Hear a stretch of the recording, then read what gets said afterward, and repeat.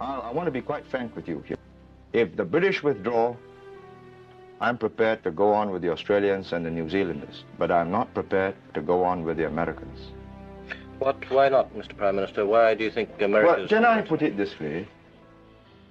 I think there are highly intelligent, well-meaning often people, and some of their leaders, like Kennedy, the late president, had signs of growing greatness, depth.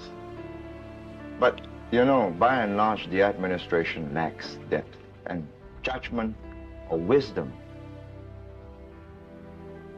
which comes out of an accumulation of knowledge of human beings and human situations over a long period of time. That's lacking. And it's not their fault. What have they got? 400 years of history, and they've become a nation just recently. You know, I'll tell you this. I've had only three experiences with the Americans. And they did not intend any harm in each one of them. But the tragedy was they did real harm. First, this is old stuff now. We caught an American CIA agent trying to subvert our intelligence special branch officer. Bribe him so that the special branch officer will feed the CIA, because the CIA wants to know what's happening. I mean, subverting a Singapore officer. The man might have succeeded, but I'm proud to say that the officer offered large sum of money and continuing sums of money. This was in 1960. Refused and reported the matter to his chief, who reported it to me. Man was caught, locked up. And it was on razor's edge whether we charged him in open court or not. No, let me explain this. When I told the American government, all right, we keep quiet, you take this man away, $100 million to the Singapore government for economic development. You know? No, listen to me. I didn't tell, you know, I never spoke to the Americans direct because, you know, they lack the finesse, and, you know, they may say, yes, they give it to you. Why not?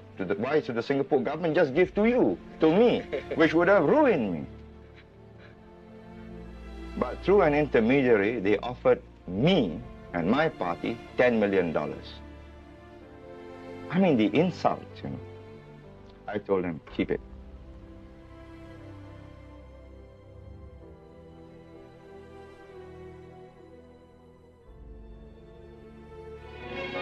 No, this is important. Do not forget this. And this is why I have not the slightest doubt that my two colleagues, Dr. To and Mr. Rajaratnam, go on this tour of Afro-Asia, which they'll do as soon as the local affairs are settled. I have not the slightest doubt that Afro-Asia will be with us.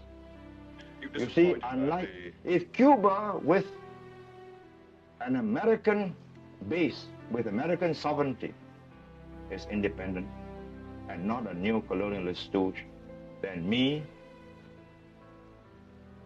the people of Singapore, owners of the British bases, I mean, I could give you a notice, 24 hours notice, you have to quit. Or you're committing an act of aggression with very serious consequences. Oh, very true. Oh, yeah, surely.